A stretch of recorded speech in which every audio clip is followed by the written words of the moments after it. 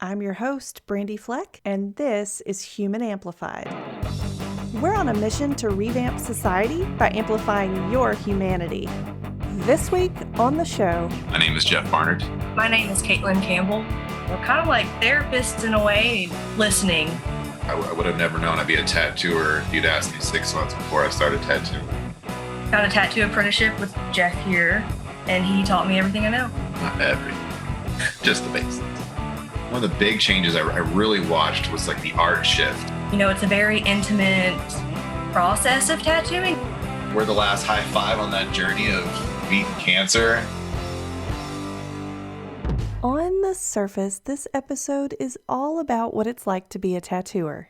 Underneath, it's about the intimacy of forming relationships, doing what you love amid challenges, setting boundaries, and providing a healing and body transformation while sharing in the pain of others. Specifically, at the Golden Yeti Art Collective Tattoo Shop in Franklin, Tennessee, tattooers not only get creative and take pride in their work, but they provide emotional support and, as owner Jeff Barnard puts it, the last high five on the journey of beating cancer. Jeff and fellow tattooer Caitlyn Campbell provide free areola tattoos every Friday for breast cancer survivors, and they tell us all about why going to a tattoo shop for that job is better than letting a plastic surgeon do it.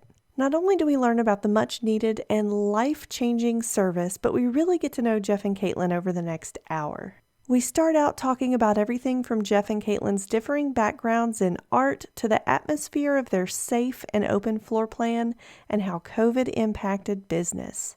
After getting acquainted, we dive deep into the impact of being a heavily tattooed parent, what it's like being a woman in a male-dominated industry, and how to find respect. We really do talk a lot of shop and get technical about what makes a good tattooer, what a good apprenticeship entails, and how tattoos going from taboo to mainstream across the generations has opened up the possibilities for amazing artwork, different styles, and top-notch talent. Jeff and Caitlyn also tell us about the most memorable tattoos they've ever done, from memorials to cover-ups. This episode is fun and informative. I went into the interview super excited to learn everything I could about why Jeff and Caitlyn volunteer their time to help breast cancer survivors. But here's the kicker. We wrap up learning about Jeff's own cancer diagnosis and recovery that came at the beginning of this year. You won't believe the circumstances surrounding how he found out, and you'll be in awe at the 700-woman support system that came through as an inspiration and lifeline when Jeff needed it most. Hey guys, I just wanted to take a minute to let you know this is the third to last episode of the season. Make sure you subscribe to the podcast if you haven't already, so that you don't miss any bonus episodes that come out after the season ends. And be sure to visit humanamplified.com on a regular basis, as our blog will be running on Thursdays when the podcast is not in season. And I wasn't going to say anything, but I'll go ahead and let you know. Special guest Hannah Mermaid is coming on for the season finale on May 25th. It's a must-hear exclusive interview, so make sure you come back for it. Come back next week. Help us end season 3 on a beautiful high note as we wrap up all these amazing stories. My name is Jeff Barnard. Tattoo at Golden Yeti Art Collective. Been tattooing for about 14 years now. Been out in Tennessee for maybe 7 or 8 and enjoyed every minute of it. My name is Caitlyn Campbell. I'm also a tattooer. Been tattooing for about 5 years. I moved from a small town in Kentucky to Nashville to go to art school, actually, and then got a tattoo apprenticeship with Jeff here, and he taught me everything I know. Not everything, just the basics. So, Jeff, what brought you to Tennessee? My wife worked for a drug rehab, and their main office was located in Tennessee. And we were looking for a reason to relocate and try something new. I've been in California my entire life. Okay. So when the opportunity came, we came out and visited. We loved it. And we figured it was time just to move. So we up and moved. My son was almost a year old. So it was like a complete fresh start coming out here. Awesome.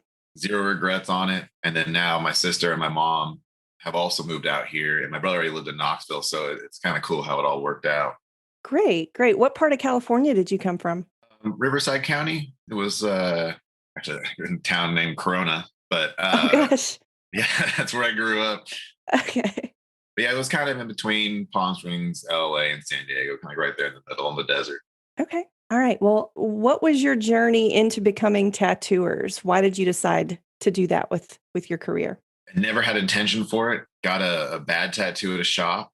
Me and my buddy thought it'd be smarter to buy our own thing, which is the worst idea. If anybody who's listening wants to tattoo. But we bought our own stuff and started tattooing each other, tattooing truck drivers at hotels. And it was kind of just a thing to pass time. And then kind of came across an apprenticeship, and the opportunity kind of just worked out. So I went with it. Didn't technically finish it at that point. Had some disagreements with people there. And then came back to it maybe like a year afterwards and finally finished. And then ever since, it's been something I can't leave. But up until I was one, I never thought that's where I'd be going. I kind of learned all my art post being a tattooer. It wasn't really like a coming into it with a huge skill set. Okay. So it was a very long, drawn out road that could have been quicker if I'd done it the right way. But yeah, it was kind of just by chance how things lined up. I would have never known I'd be a tattooer if you'd asked me 6 months before I started tattooing. Gotcha. What were you doing before that? A lot of construction, warehouse work, worked in low voltage, did backyards, pools, things like that. Okay. So your art came second, and then Caitlyn, your art sort of came first. What was your story there?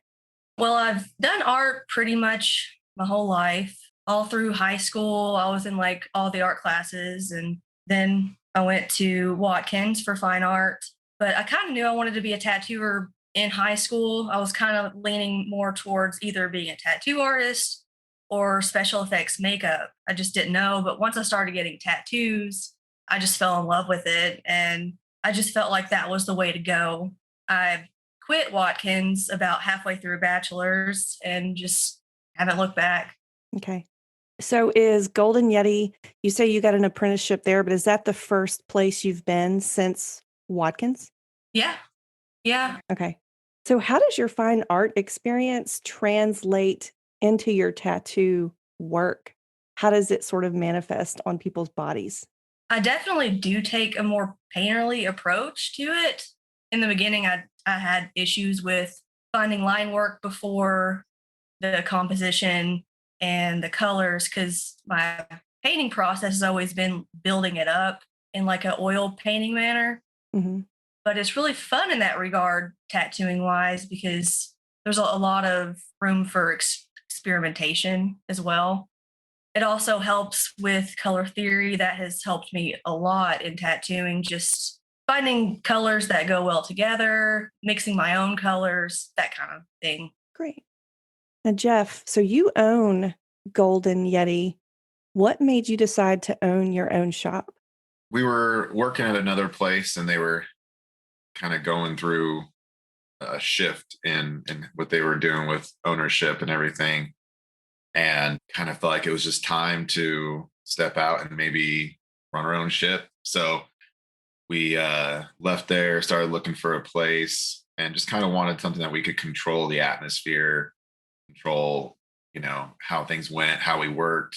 Every shop I've worked at, they've been great, but there's always that thing you wish you could change or do differently, or something you didn't agree with. So it was something kind of just built up, I think, over the career working at different shops, and just kind of wanting to go forward with it and see, if your idea on how to run a shop or how it could be would work. And it's been great being able to make sure everybody there has the same standard on what they want to do. We don't have to deal with somebody getting hired that totally throws off the vibe of everything. Like, we're really big on being close, and I don't think I've ever worked in a shop where it felt more like family. And it's nice being able to almost, protect that from someone greedy just wanting to hire somebody we don't want to work with, versus for us, I didn't want to be money based. I wanted to be based about what we're producing, what we're making coming out of there, and what people think of us and how it helps all of our careers. And to this point, been super lucky with everybody we've had. Caitlyn came in probably maybe a month after we'd opened. It was fairly quick. So she's been there since the beginning. And then Brad Hill, me and him were the ones that were first there when we opened. And we built the crew slow and just added the right people. And we've had a few come through that stayed and go and stuff. But overall, I mean, it's been a perfect ride so far. Good. How long has it been open? We're at now, I think 6 years in March. Yeah, March 11th. So it'll be 6 years, which is crazy because I remember being scared that we wouldn't make it past a year, and then Yeah, here we are this far later. And then through like recent things that have happened, like we've stood strong. So it's been good. that's awesome. I was going to say, how is Franklin treating you? Like that location? At this point, Franklin loves us. It's great. I think at first it was a bit of adjustment being down there. I don't think it was the usual downtown Franklin business, Uh-huh. but we haven't had anybody try to throw us out or anything. To be honest, it was more hard trying to find a place to let us open. We looked for a really long time and we were turned down for some reasons that were really dumb. Oh, wow. And there were some locations that I don't understand why we couldn't be in them. But in the end, it worked out because we ended up as close to downtown Franklin as you could want, where before there was dirt fields we were trying to open up in that they turned us down on. So in the end, I feel like it all worked out for the better because some of the spots we looked at, I'm so glad we have what we have now. Those spots are still empty. So obviously it was a good thing to have that push back a little bit. But at this point, I mean, the town welcomes us. Prior to everything with COVID, every weekend we'd have walk-in days and we'd have people lined up out there waiting. We have super loyal clients, and it's kind of insane when you look at the whole picture of how much that town embraces us and keeps us going. That's awesome. Yeah. So, how has COVID impacted what you guys do? In the effect of like, me and Caitlyn travel a lot. We do a lot of different conventions, guest spots. Mhm. That obviously is completely gone at this point, which is rough. I think we had like 9 shows we had to cancel. But, as far as being in the shop, we're already pretty much appointment only. So really the big change for us is we were already super cautious on everything. We already taken a lot of precautions, make sure everybody was clean. So, the addition of face masks, I guess would be the big change. But for the most part, it doesn't feel largely different just because we were already so worried about everybody being safe from getting sick. Mhm. Yeah, I think it was just the vibe coming back. I mean, I probably never had that much time off in my life. That's probably the weirdest thing is I don't think I've ever had over like 5 days off, and I took off like a month and a half. I think we were 2 months. We were down here. Yes, yeah, 2.5 months, right? Hmm. And we were like some of the first states to come back. So coming back, we didn't know how to handle COVID. So we didn't, all right, let's try this out. So I mean, it was an experience. Yeah. But at this point, we've stayed just as busy, if not busier. But if I was an artist waiting for people to walk in every day, it'd be a drastically big difference because that's went down a lot. But we were already booked out for a few months at a time. So for us, it's kind of that same process, really. Okay. And now you mentioned that when you opened, it was really important to sort of control the atmosphere. So I'd like to hear from Caitlin. How would you describe the atmosphere of Golden Yeti? We're very open. It's an open floor plan. We're very welcoming. We try not to just put on that like intimidation kind of thing that you see in a lot of tattoo shops because we're not those kinds of people. Mhm. We want you to be there. We want you to feel safe, and we want you to not be afraid to sit down, get tattooed, and that kind of thing. Yeah. Jeff, you've been in the industry since 2007, correct? Yes, 2006 maybe. Okay. So I think tattoos have become more mainstream over the years than they used to be, even since you started in the industry.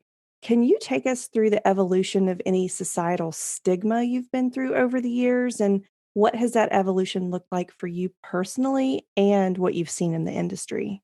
So my start date is weird because like 2007-ish is when I started tattooing professionally. But when I had apprenticed and first got started, it was probably around 2003, 2004.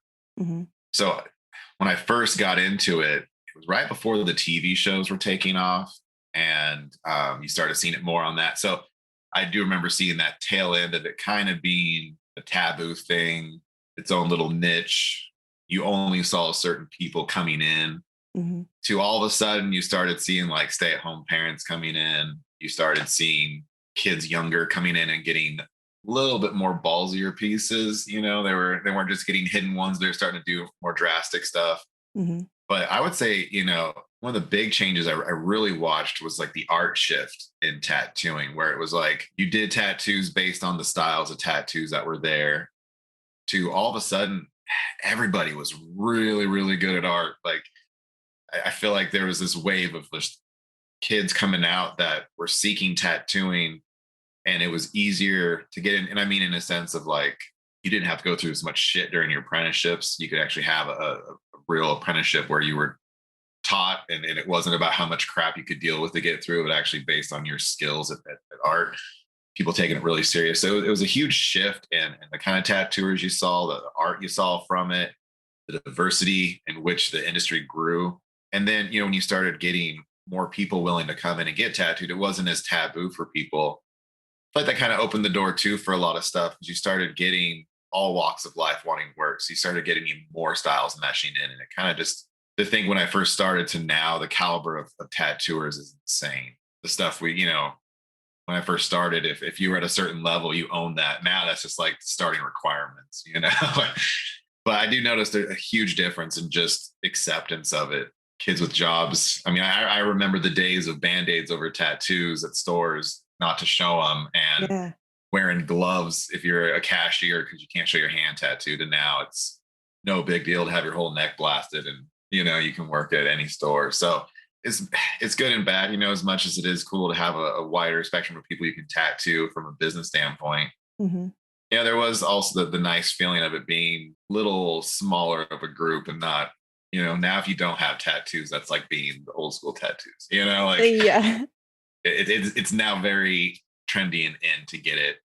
No one's as like, oh my God, are you nervous for having that? I mean, that was like the number one question a long time ago. It's like, are you worried you're going to regret that? Now it's just like, I tattooed my hand. I got nothing else on my body. I don't care.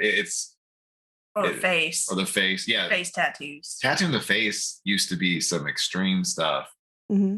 And now it's just like an 18-year-old comes in and like, I want my first tattoo. Or like, where at? On my face. Yeah. I'm like, no. And it's hard because, part of you is like, the whole like, parents trying to make your kids not do technology stuff because it's bad for them, but they need that tool growing forward. They just don't. Different times. It makes me question if I'm just in a different time when like you didn't tattoo your face unless you were like a serious tattooer and not going anywhere. Yeah. Or if it still does ruin jobs, because at this point, I'm not sure what the effects are in that face wise, but yeah, the face tattoos, it's starting to pop up more and more and more. Okay. And at this point, I still won't do them, but you got to be heavily covered before I'll tattoo your face. It's just one of those things, it's like having a kid or being married. People can tell you, make sure you're ready for it, and you think you are. And then when you're in that chair, you realize what being ready for it is. Yes. And, not at this point, not that I get treated different drastically everywhere I go, but throughout time, I have dealt with the assumptions of who I am based on my looks with tattoos and, being treated certain ways in stores or different situations. Right. Yeah. And a lot of people say they don't care about that, but let it sit there for 15 years of everybody. I feel like I'm always digging myself out of a hole that people assume you're in certain situations. That's where the face tattoo thing comes in, where it's like, man, if you have your face tattooed, it's even worse. And I don't think some of these people really take that in, what changes that can make as they get older and decisions with family. When my kids started school, I never cared how people perceive me. I'll be who I want to be. Mm-hmm. And then you put your kid in school and then you see how they get treated differently based on how you look and you represent yourself. So then I feel like it all sinks in. I'm always learning more and more how being heavily tattooed is affecting stuff. And it keeps finding new ways to surprise me. But there are those things where, I've never tattooed my face, but if I have it covered in gibberish, how serious are people going to take me when I'm trying to open a business in downtown Franklin? Right. Like where's that line? So it's one of those things that I think we're still filling out with repercussions on these things. The generation isn't old enough yet to see 45 and we have half of them face tattooed. That's when we'll really know. Because right now, I would say most population has a sleeve. You walk into a store, someone there has a sleeve of tattoos. Mm-hmm. So it's not as shocking and you get less and less, But back in the day, you had a sleeve and hand tattooed. It was you were the only person in that store and it was awkward, Yeah. I'm sure it'll keep changing. I'm just old now. That's really interesting. I had never thought of it from that perspective of once you put your kid in school, how they get treated based on how you look. Yeah. Have you talked to your son about it, or like have you, or has it just made you feel sort of bad? How did that go? We've had the talks about it because, everybody he knows is tattooed. He probably finds people without tattoos weird. His standard of normal is probably way off from most kids his age. But, we've had the talks about things you do and how people will perceive you, and making sure when you make a big statement that it is you and that you're not doing it for the wrong reasons. And we've had talks about tattooing. We've had talks about people not liking it. And we've even had talks about, if I go in a store and someone treats me a certain way, or I'm all kill them with kindness kind of person. I want to leave them with the situation where they encountered something they didn't see before and they had nothing negative to say about it. And I want them to remember that I was nice the whole time, respectful, so we've had those talks about those things, but for the most part, we haven't had many weird situations where he's been sitting there for it. Mm-hmm. So we haven't had to have those awkward talks at this point. Okay. He's also part Hispanic. So, we've had talks about having two sides of the family and the differences and, kind of give him the generalized, but trying to think back, I don't think there's really ever been a part where he's been older where there's been awkward, the school situations. I just felt there was times there was some singling out and it didn't make sense. And then you would sit with a person and see how they look at you versus others. And, my wife looks very normal and businessy. And if she leads in a room, it's different than if I lead in a room, Okay. Like I have to kind of tiptoe with people because they already kind of assume I'm going to be an asshole. Yeah. So you're always kind of working yourself out of that spotlight.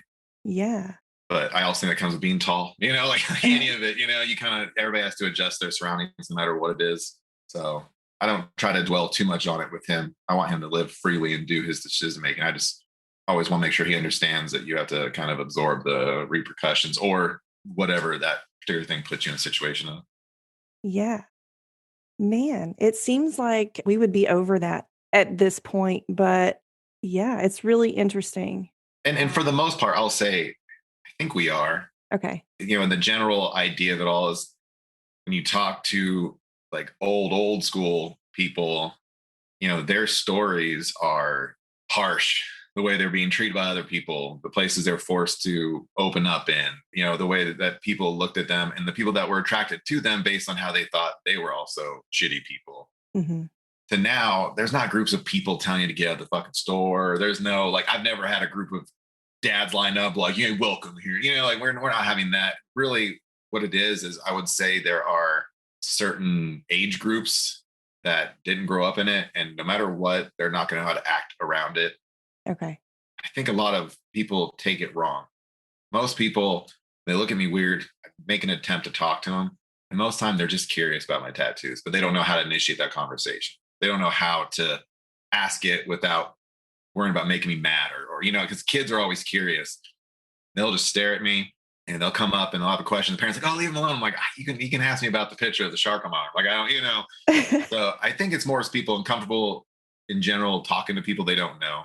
But for the most part, I don't see a huge divide. I think walking down the street, you're making up in your mind what you think that person's thinking. Mm-hmm. Someone's staring at you. They could be thinking, what's wrong with that person? Why are they covered in pictures? But chances are they're probably just trying to see what the picture is on you without looking like they're looking. Because I've known some people that take everything to offense. Like everybody's looking at them weird. Every store mistreated them. And when I walk with those people, I was like, no, they're just, like if you have pictures on you, people are going to look at you. That's kind of how it goes. So I do think that's heavily gone. I think people can be tattooed and for the most part, live a normal life and not have too much unless you're just trying to buy something that requires, like if I walk into a furniture store, I'm not being hunted down to sell big stuff to. They usually think I'm broke. Okay. And then you get into like, I don't know, school system stuff still has its outlook on it. Wow. Okay. So And you guys can correct me if I'm wrong, but I think there used to also be sort of a stigma around women being tattooers back in the day. Is that true? And Caitlyn, how does being a woman in your career have an impact on you? There's a lot to that. So, yeah, there is a stigma against women being tattooers. Maybe not so much right now, but even, 5 years ago when I was apprenticing, I did have some comments, someone asking about my tattoos, like out in public. And then I'll be like, oh, I'm actually a tattooer. And they're like, oh, you tattoo? Like, you do that stuff? Like that kind of thing.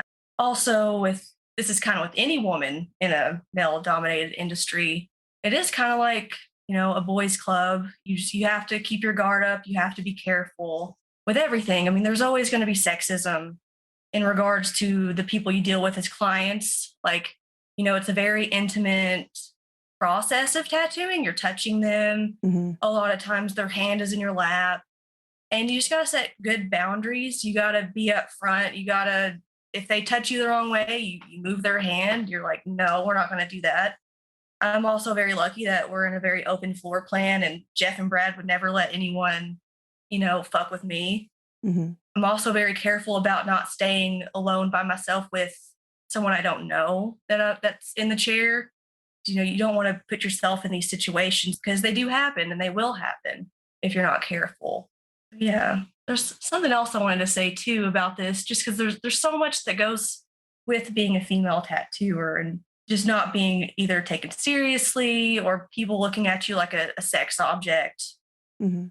It can be very daunting and very scary, but it is worth it in the end, that's for sure. And to any female apprentices or people that want a tattoo, I just want to say, be careful. Finding a tattoo apprenticeship is very hard. And before I met Jeff and Brad, some tattooers that I did approach about this, it was, not a fun time. It was very disrespectful. It was degrading. And the times that it was degrading, I just didn't go that route. And I was just told myself, just wait. You'll find something. You'll find people that will respect you and not take advantage of you being a, young female. Mhm. And I'm very glad that I did. I'm very glad that I didn't just go out and try to find the very first thing possible, because that's when bad things happen. Yeah. Yeah, the industry is a lot more serious and legit than some places like to think it is. So if you're in a weird apprenticeship, and not like hazing stuff, but like if it's legitly violating your human rights, there are better shops out there. And that's a nice thing about what's changed over the years. Not that every shop is like some dingy place where they're just beating everybody up, but you know it's becoming more and more where there is no more intimidation factor in between shops, and there is no more intimidation factor of the owner of the shop dominating your choices and things in life. You can go get a legit apprenticeship from a legit shop that's going to treat you with respect. you know Yeah. And like I said, I'm very lucky because that's with any industry. It's not just the tattoo industry. There's decent people and there's horrible people everywhere you go. Mhm. And in regards to like how women are being treated with everywhere you go, you have to be careful. You have to pick and choose who you surround yourself with. And even if you feel like it's going to get you a leg up in the industry, if you just, this is a good tattoo artist, I want to apprentice under this person, but they're a shitty human being. Mhm. How far is that going to get you if you just wait for someone that's going to respect you and you feel safe and confident, even if it does take you 5 more years to get there? It's safe. You'll end up feeling better about yourself and your art and how you got there. and you're going to learn so much better when you're comfortable.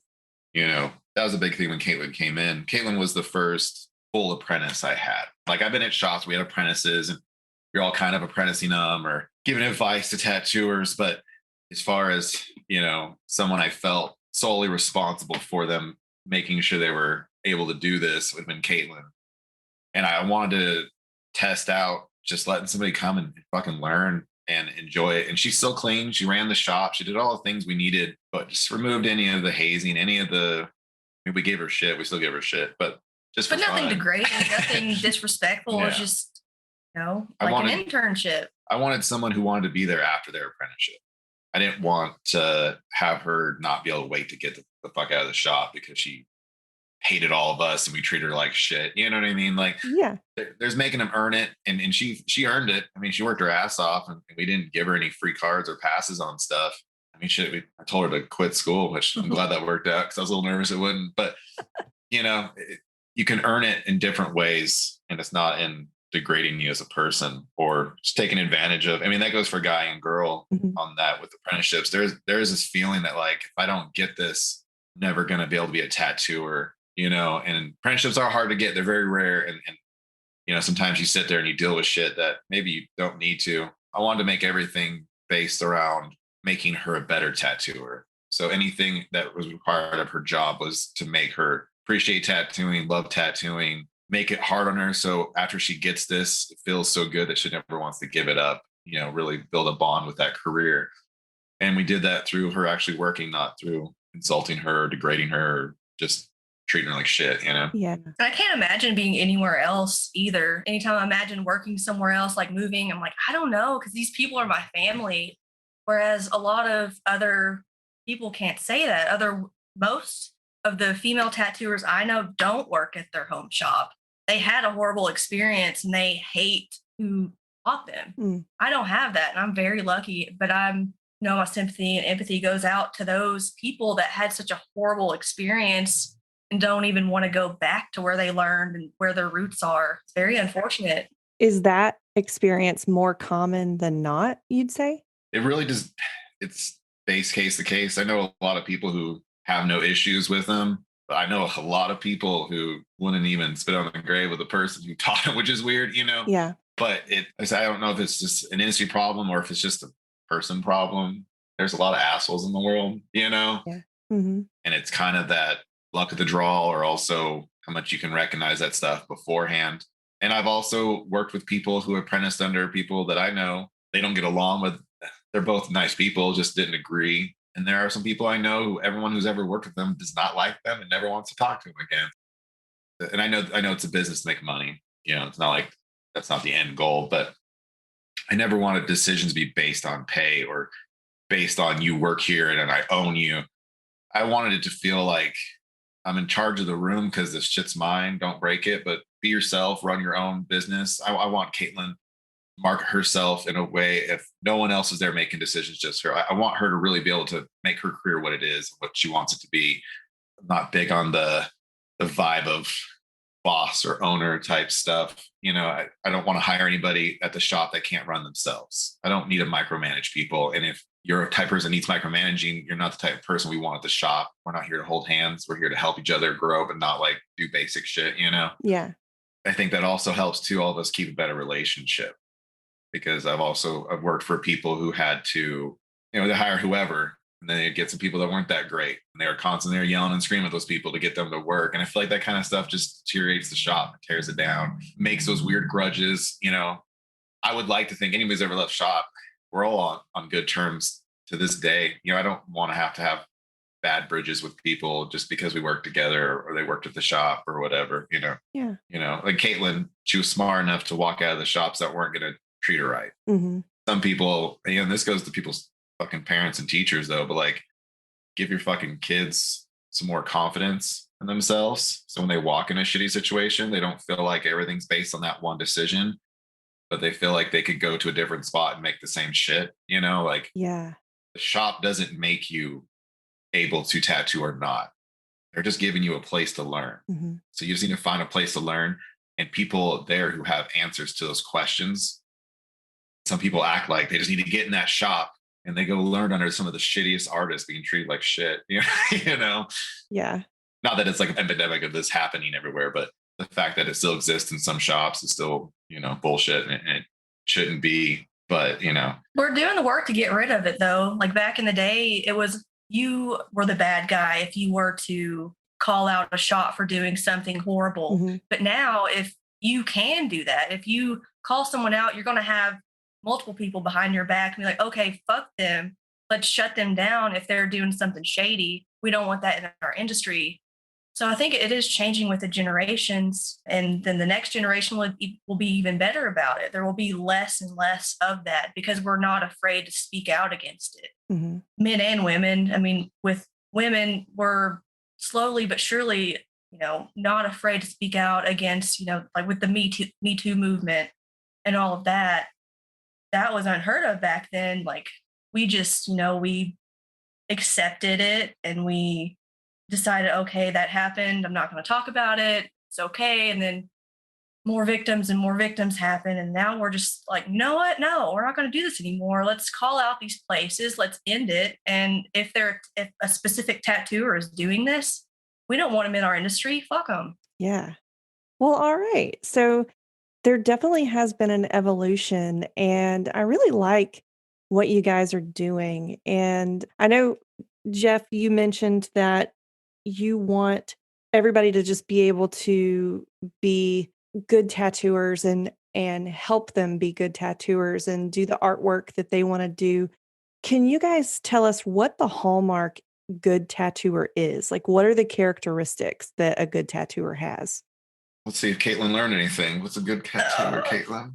When you see a good tattooer, what are they usually doing? What's their core abilities? well, from a technical aspect, like definitely just very clean in their work and clean in their technique, but also clean germ wise, like making sure you're not contaminating anything with biohazard. That's a telltale right there because you definitely don't want to go to anyone dirty and that would give you an infection or some kind of disease. Yeah, no tattoo's pretty enough. You got to know Getting your some- your bloodborne pathogens. That's for sure to be a good tattooer. Okay. But yeah, and also being someone that is flexible. Don't be so close minded when it comes to the art. You can always talk with the person that you're tattooing to make a better tattoo. They might not even know how to express what they want. So the words they're saying probably doesn't make any sense to the artist. So they're like, this is going to be horrible. But if they were to try to put it in their own words and come to an agreement with the client to make a good tattoo that the artist wants to do and will do a good job, I feel like that's what makes a good tattooer as well. Because some artists will just go exactly verbatim what the client wants, but the client's not an artist. So they don't really know how to express what they want. And then the tattoo ends up not very good because there was some miscommunication going on. Yeah. So communication also makes a good artist as well. Awesome. So now I want to hear about, what does putting artwork on other people do for you? And then taking that a little further, knowing it will likely be on that person for the rest of their lives. How does that make you feel to be part of that? When I first started, couldn't draw very well. I wasn't very good. Like I said, I took the long road. So the first bit was kind of just felt shitty because you felt like you should be doing better stuff on these people. At this point, it's like what I love about it is meeting so many people and getting to ask so many questions, in-depth questions and things you wouldn't normally. And they'll tell me anything because I don't know them in their personal life. So we can have like real conversations about stuff. So for me, I think tattooing just that exchange. It's how I get to be in that spot. Definitely at first is very nerve wracking just because I wanted it to be great and I wanted them to love it. But like you said, at first you aren't that great. So you're just the entire time just clenching your butthole, like, I hope this turns out well. But after years and years, and you get a relationship with a lot of these people, like a friendship, and they see you grow, and you get new clients that let you do some awesome stuff on them that you're stoked to do, and it's really fun. And my goal is to make them love their arm, and I want to love it, and I want to make sure that it is the best possible. I also I love meeting new people. The people that I've tattooed a lot, and we've become, like friends, and we get together and we talk about our lives, and I get to learn more about different types of people and also helping people, being a tattooer or like a hairdresser. We're kind of like therapists in a way. They tell us all our problems, and I love hearing, what they have to say and what their issues are, and maybe trying to help them, just by talking to them, listening. I love listening, and I feel like a lot of these people just need a listener, and I'm here to listen. Awesome. Yeah, people definitely, you start to realize some people are just coming in because it's another excuse to come hang out. Like we're all too dumb just to hang out outside of work. So we keep sitting there to this shit. But, I've had clients who come in and like, whatever you want to do today, you go and pick. Like, because they're just there because they just want to come get tattooed, because they just want to hang out. Like in the shop, we're all, like Caitlyn said, open floor plan. We all talk the whole time to each other. Mhm. Some clients love to sit and listen to the whole shop talk shit, and 5 conversations going on. Sometimes they join in. A lot of times you have clients who just go to whoever's available because they just want to come in. They love all of us. And that's kind of a cool That's feeling. fun. It's because the whole idea of like doing better artwork and doing better tattoos, if you don't feel that, you shouldn't be tattooing. You know what I mean? That's a baseline thing. Like everybody doing this, and in any job you do, you should always want to strive to make each day better. You should always want to do better each tattoo or each whatever. Mhm.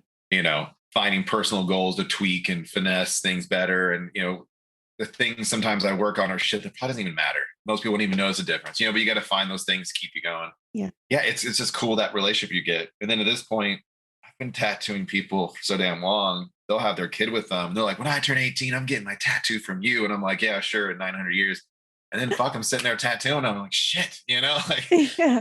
my hair falls out more. And I'm like, I'm getting older. But it's cool that you've known people so long that I've now seen kids have kids, like I've seen clients with their little kid. Now their little kid has a kid.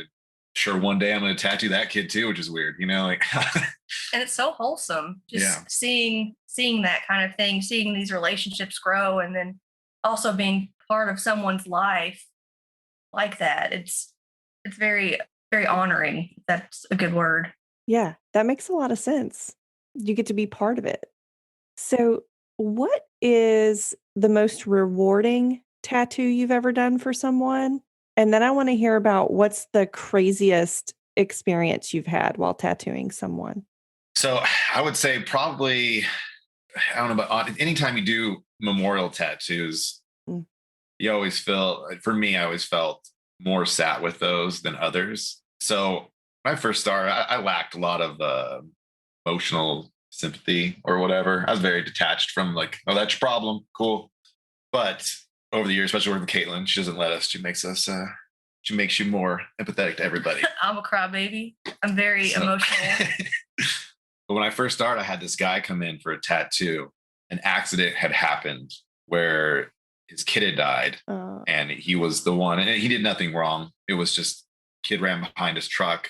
Kid was supposed to be inside, wasn't. 100% just horrible timing and luck, but his kid had died, and it was because of him. So he came in and he wanted to get a letter down his arm to his son. Son was like 3. Oh. And I had no kids at the time. I was, no way to relate to this person. And we sat there, and I was literally writing on his arm as he was talking to his son. And his whole arm was that. But that one always stuck with me. And I feel like that was one of those tattoos that kind of woke me up to sharing pain with people, or, and I felt because I was part of that and he came for me to tattoo him. And there probably wasn't much thought process on his side. I'm sure it wasn't, he seeked me out because he had this bond with me. It was just, he walked in the shop and he was, all messed up from it and wanted someone to tattoo him. But that was probably one of the first times that I felt it was the first heavy tattoo I did. I felt a lot of pressure to make that one look and be what he wanted it to be. Mm-hmm. And it was probably one of the most raw tattoos I've ever done, as far as like, he just sat there and talked to his son and I wrote it down on his arm. That was huge. And then a lady her husband had cancer and he only had a couple weeks to live. And I did his memorial for him and he was still alive. So he was going to see it. Oh. And that one fucked me up. Like, it's one thing to do a memorial on somebody, and I want to make sure when they look down, that represents how they want to remember that person. Yeah. It's one thing when the person's going to get to see it and you're like, damn, am I going to make this dude feel good when he sees that? Or is he going to be like, that's what, like, oh, that's what you did for me. So those two were probably the heaviest that sat with me. Those things, and those were like year in. I was very new. And I don't know if I've done any tattoos since that were as heavy as those two, but those are probably the most burned in my brain as far as like emotionally connecting you with somebody tattoo. Okay. What about you, Caitlyn? That's a hard one because there's a lot of meaningful ones out there. I mean, like you said, the memorial ones always get me in the feels. They always, get my heart a little bit, feeling their pain. Also, ones that really mean a lot to me is covering things up Mm. that brings them a lot of pain. I can feel that pain a lot of the times, like when they really just want to get rid of this, whether it be some kind of scar from someone or themselves, or say they have a tattoo of a name of someone that was, abusive or just horrible, and they want to get themselves back, and they want to be able to look at their body and not be reminded of something that was tragic, or they want to be healed from all of the past stuff. Those mean a lot to me. They really do get to me, and I love that. But also, recently I got to tattoo my grandmother. That meant a lot to me. She was like my mom, pretty much. My grandfather was a really good painter. He was actually the one who taught me when I was like 11. He passed away when I was about 11 or 12. But ever since he passed away, I haven't stopped doing art. And I tattooed one of his paintings on her just like a couple weeks ago. And it was just so awesome seeing that. Because I've seen that painting my entire life, and now I've tattooed it on her. That's really cool. What Caitlyn forgot to say is her most meaningful tattoo is the puppy monkey baby. She first started. Ooh. Puppy monkey baby? Oh, Lord. Do you remember that Mountain Dew commercial with the baby that was a puppy? I think it had a puppy head, a baby body, and a monkey arms and tails. Yeah, it was like monkey arms with a tail and had a diaper on. It was like pug face. She was obsessed with it when she was so first funny. tattooing. And she was like, I want to do this. I want to do this on somebody. She kept talking about it. And I was tattooing this guy, or this lady, and her husband. They were the funniest people. They were just super chill. Everything's awesome. Like, we love these people. And You would not think he would want to get that because he was like an older gentleman, like super clean cut and nice. He's like, I'll get your puppy monkey baby. So she finally got to do it. That's awesome. I think he got his dog's head. Yeah, right? I think it was a Shih Tzu instead of a pug, but still awesome. We love doing animal tattoos. Yeah. Like, anybody wants their pet tattooed, that's like, you want to pump up our day in the shop, come in and say you want a portrait of your dog or a tattoo of your dog. Like, we're all animal lovers. I've done so many characters of people's dogs. It's fun every time. Awesome.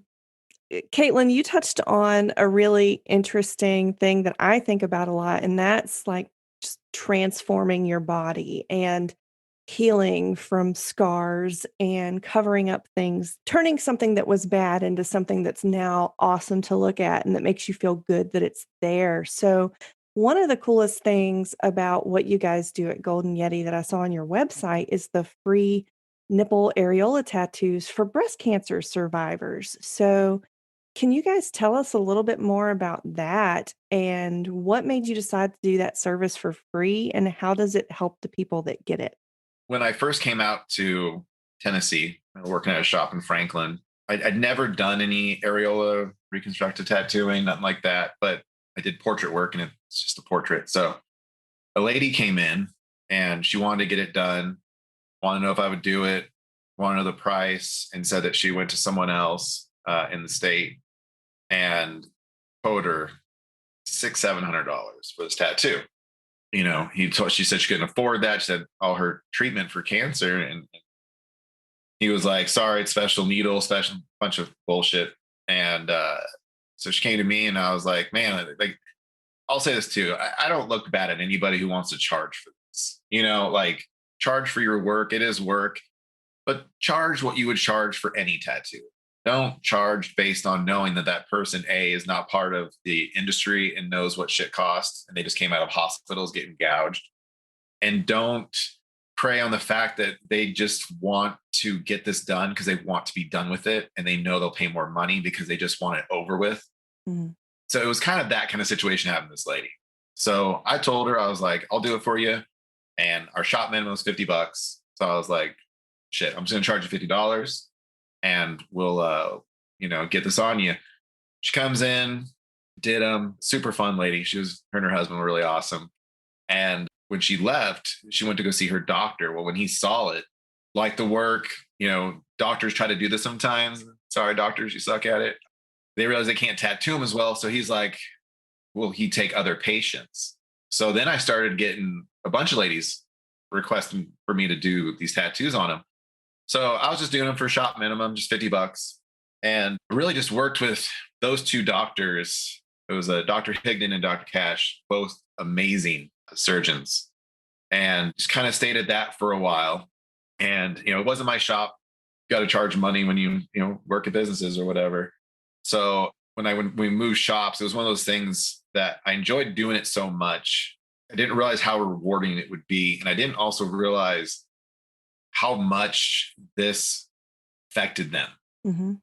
You think like, oh, you don't have nipples, like whatever, but then you talk to somebody who doesn't have them, and it is insane what that does to them mentally, and how much more the scars show up, because your eyes, they're used to seeing certain things. Your peripheral view, if it doesn't look right, your mind focuses on it and it searches that area. So when your chest doesn't have areolas on it, their eyes focus on it, and then they start seeing their scars a lot. And I noticed that you can put something like an areola over part of the scar, and the rest of the scar disappears to them. Now their eyes aren't searching anymore. They're getting that view they want to see, and it's like they don't even notice them anymore. So it's one of those things. When we opened the shop, I wanted to do it for free. I wanted it to be a thing that we could do for people. And at the time, it was just me doing it. And then when Caitlyn started apprenticing, she basically set me up for each of them, and she was sitting there for all of them. And it's one of those things that, it's free work. So I would never make anybody do that. Mm-hmm. But it was awesome that, when she got done, she also wanted to start going into that. To me, I know we do a lot of tattoos for people that help them, but you're charging for it. And for some reason, I don't feel goodness in my heart giving you something when I then ask for money for it, because I'm doing a service. I'm not doing it from me. So it's hard to really find a way to help people in need with tattooing. Mm-hmm. You can't take tattooing into streets and help people feed their families and stuff. So it was one way I saw that we could actually do something for somebody and use our tattooing ability to do that for them. And then two, like I said, doctors suck. They suck at doing tattoos. I shouldn't do a surgery just because I have a table and gloves. They shouldn't be doing tattooing just because they did plastic surgery. I mean, and they charge like $2,000 for them, and they're horrible. They don't last. They scar up, and it's just to get more money out of this woman that shouldn't have to. And we fix a lot of them, and it's crazy because throughout the years, less and less hospitals out here are doing them, and they're sending them to us. When it started off, I had 2 doctors. Now I would say everybody in the state at this point. Once we tattoo a person, they go show their surgeon, and all of a sudden the doctor's like, "Can I send more people?" Yeah. People from Alabama, Florida. We've had a lot of people from all kinds of surrounding states. We want people to realize you can go into a tattoo shop and get this. And you can go into most tattoo shops and get this. You may pay for it, and there's nothing wrong with that. Mm-hmm. But it is an option, and we're really, really good at it. Tattooing an areola is actually a really simple tattoo when you think of the other things we do. And with women coming in, I mean, at this point, we've done it for so long, it's a lot smoother. But, people can bring in a picture of themselves from before, and we'll do a portrait of that back on them. And I've done other things. I've had women want the shapes of butterflies and everything else you could think of. But, there's more option than just getting that standard peach colored circle that you're going to get the plastic surgeon. And what I found too is they don't want to do them either. They're like, cool, I can send to somebody else. Mm-hmm. I don't think they thought they could send it to anybody else. And, a lot of the women that I've tattooed that have tried to have their nipples saved and put back on and all that stuff just doesn't heal smooth, and it doesn't look as nice. And with the tattoo, you're going to look like you have a real nipple there. It's less invasive on the body. It's easier. And then it's also cool just to kind of be there at the end of that, like we're the last high five on that journey of beating cancer, and they're not getting gouged. It's not a bad situation. And a lot of them would have never stepped foot in a tattoo shop. Yeah. So many of them are like, I would have never walked in here. And shit, now they're like my best friends. So, it is cool in that aspect. Yeah. Some of them come back to get small tattoos as well. And they're like, I never thought I'd get tattooed. And they're just this sweet, innocent old lady and getting a little tattoo on their ankle after they got their areolas done. I didn't even know that doctors did that. Yeah. Wow. I tried to go to a lawyer and try to make it some kind of illegal, because there's no way that they should be able to be doing this, because you technically have to have a year tattoo apprenticeship to even use a cosmetic tattoo machine, which they use. And cosmetic tattoo machines are meant for the face. They're not meant for scar tissue on the breast for a long lasting tattoo. They're meant for temporary eyebrows. And that's what they're using. And that's why it doesn't last. And that's why it doesn't look good. And tattooing scars is so hard. That's something that you learn over time. And learning tattooing, if you sat down and did one tattoo a month, you would never get it. Like, you have to tattoo every day. You know, your apprenticeship is you learning how to be clean and learning to shut up and listen. You learn to tattoo once you start repeatedly tattooing every day. So the idea that a surgeon is doing one of these once in a while, you're never going to master scar tissue. So a lot of times they go really light, you know, and it's no fault to them. They don't know how to tattoo, but it is weird that they don't have to have a license, you know, like, cause like for what we have to do, you know, like Caitlyn had to apprentice. It doesn't matter anything else. Now, today in Tennessee, even cosmetic tattooers have to have a year tattoo apprenticeship to be able to do these. But somehow doctors are just sliding by and are able to do this and charge these women $2,000 for garbage. Because it all goes through insurance companies. So, yeah, you know, the women aren't getting that full bill. So it's like, let's charge whatever we want type thing. It's one of those things that could really be done better, you know, by tattooers. And not too, I don't think a lot of tattooers even realize how easy it is to do. That one thing that is, you know, rough is, you know, we worked with those two primary surgeons who, like I said, I've never seen work like theirs before. They're really good with the things that they do. But then now that we get people from all over, there's different levels of surgeons, like anything. Yeah. And, you know, you get some really hard scarring, some really weird tissue that they've used. And that kind of stuff should be handled by tattooers because we understand how to handle weird skin situations. Where I feel like, you know, if I was the doctor's nurse and it's like, I'll go do that, and you've never tattooed but 3 times, and some lady's got a skin graft / scar / her old skin, and like you got to hit up between that. That's, you know, that's heavy. Yeah. Like I said, I did that lady's tattoo. I never thought it would be more than that, but it really, man, if you want perspective on your day, sit with a cancer survivor each week. There was one lady, super, super cool lady, but she would come in and, you know, some of these women do have it come back. And there was a day where a lady came in and she was in the best mood ever. And she just found out she was terminal, but she was more happy than any of us because we were bitching about just having to be at work or whatever. You know, that shit puts your mind in perspective on what's important, you know, and weird how it all works out. So no one in my family had cancer. I didn't have any friends with cancer. For some reason, there's a story going around that my mom had breast cancer, and that's why I do this. She never had breast cancer. But couple days before New Year's, got some food poisoning from good old Taco Bell. And when I went in, they scanned me and found a large cancerous tumor in my kidney. Oh. So had to cancel some appointments that were upcoming. And some of those women were the breast cancer survivors. And in a situation that probably would have felt overwhelming and extremely hard, so many of them reached out to me. And then also I could pull from so many, 8 years I've been doing this now, at least 1 or 2 a week. Having that was the payment that I never saw I was going to get. Wow. Something I couldn't foresee happening. And it didn't feel hard because I had so many stories and people. And then the current women that I still talk to, you know, it's one thing for someone to tell you you'll be okay when they don't know anything about it. Another when you have 700 women who have done it and worse, you know, telling you you'll be fine. So that was huge. That was insane. And it's just crazy how things work out in the end that you don't realize what you're going to end up needing and how you'll need it. Yeah. Because I can't imagine it happening and me not have that part of my life with all these women.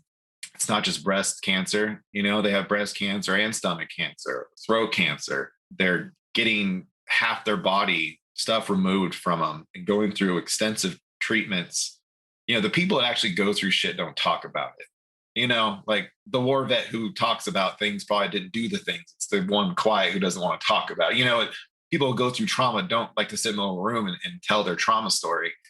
Not that I never thought breast cancer wasn't hard, but you don't realize how hard any cancer is. And when you sit down with these ladies and they tell you everything that happened and what it took, and what they went through, it's humbling. It's amazing to just hear what these people go through. I don't think we give people like that enough credit, what chemo does to your body and just mentally what it does.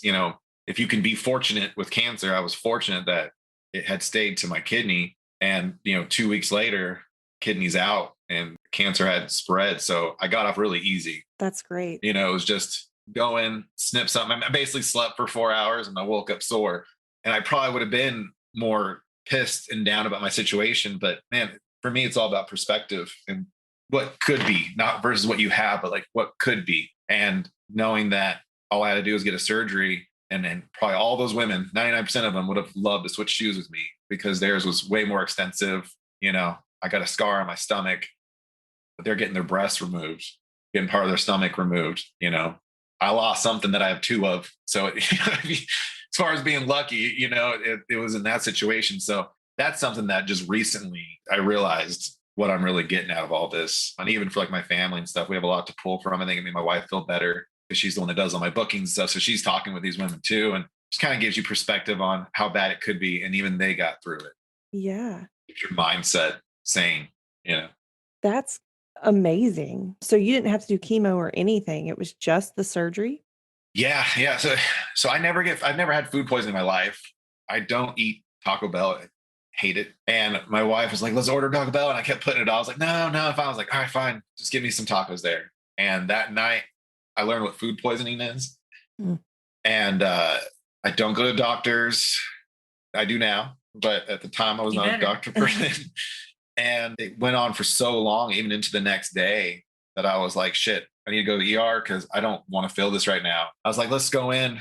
So I went in and it was food poisoning or whatever, but they found something in I think it's, your white blood cells are high, whatever, something from infection. So they want to do a scan on me, and we almost didn't even do the scan because it cost more money. We're like, oh, how much is that scan going to be? So we're like, screw it, let's just do it. Mm-hmm.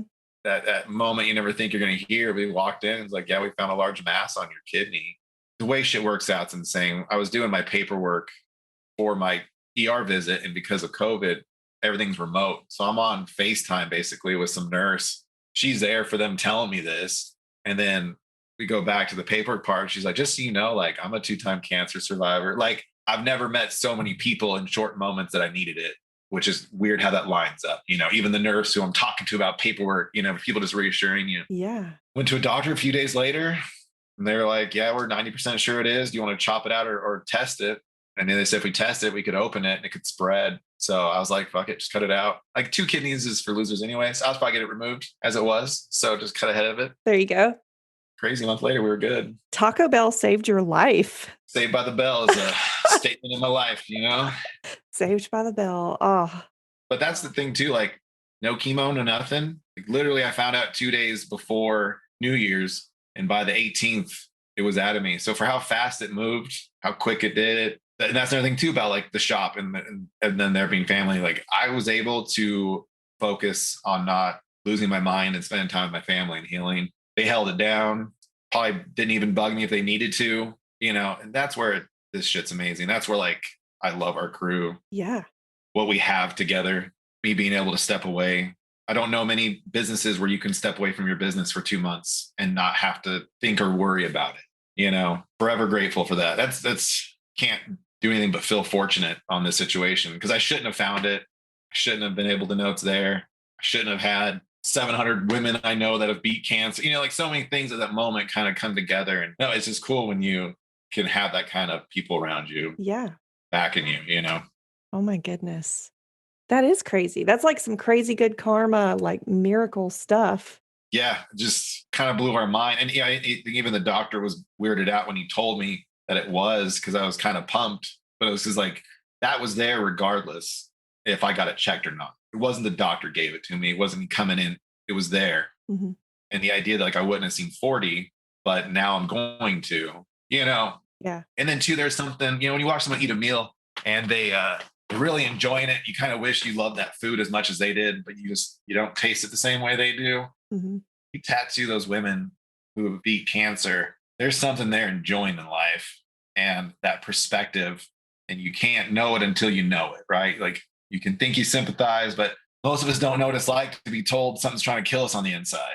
Most of us don't know what it's like to come that close to not having future. So now mine wasn't as bad as theirs. I can't hold a candle to what they went through, but now I get it. Kind of, so in a way, if you're going to take positives from it, 36, I get to have the perspective of everything else is extra time I wasn't guaranteed. So it makes you appreciate shit a lot more. Yeah. I'm going to now be the one crying at the shop every time I look at Caitlyn. But No. no, it wakes you up from a lot of shit mindset wise. So I take it as a blessing, and hopefully this is my one run with it. So, Yeah. I got out of the way early. I'm going to do it later on, but Yeah. no, the doctors were amazing and so fast at getting it out. It was insane. Good. Good. Well, hey, guys, how can our listeners find Golden Yeti online and in person? What are all the ways? A quick way. I mean, obviously we have our website, goldanyetiart.com, but Instagram is kind of the new way of keeping everybody updated. So I would say, we have our shop Instagram, which is Golden Yeti Art. So we have a stack of amazing people that work at the shop. They can find all their stuff there, or individually. It's just mine's golden_Yeti. And then Caitlyn is _space zombie. So those are probably the quickest ways. But, as far as we're always there in person at the shop, which is in downtown Franklin, we're like maybe one block off from the main strip.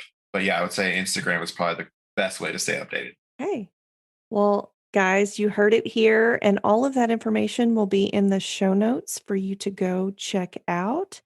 And Jeff and Caitlyn, thank you so much for sharing today and coming on the show. I've really enjoyed hearing y'all's stories. Thanks for listening. And two, something that I'm sure I speak for Caitlyn on this too. We want everybody to know, as far as the areola reconstructive stuff, we do that for everybody. Every Friday. Every Friday. If they want to contact us, we do one person a week. There's no requirements on you to live in a certain state, no requirements for your surgery to have just happened. Your surgery could have happened 20 years ago. You could already have them, and we'll fix them, make them look better. So like it goes for everybody. We don't want anybody to feel like that doesn't apply to them. Just want to make you feel beautiful again. Feel like yourself. Something everybody's entitled to. That's awesome. I'll put that in the show notes too. Me and her really want that out there. It's a bit of a wait now at this point because we have a lot of people, but we're going to get to all of them, even if it's a few month wait or whatever. We're going to make sure it looks how it needs to look. Make sure it's a good experience. Let them experience tattoo shops. Maybe they've never been in one. They don't have to be scared to come into one now. Yeah. We have scented candles. It's a nice environment. Nice. Subscribe on your favorite podcast platform and learn more at humanamplified.com.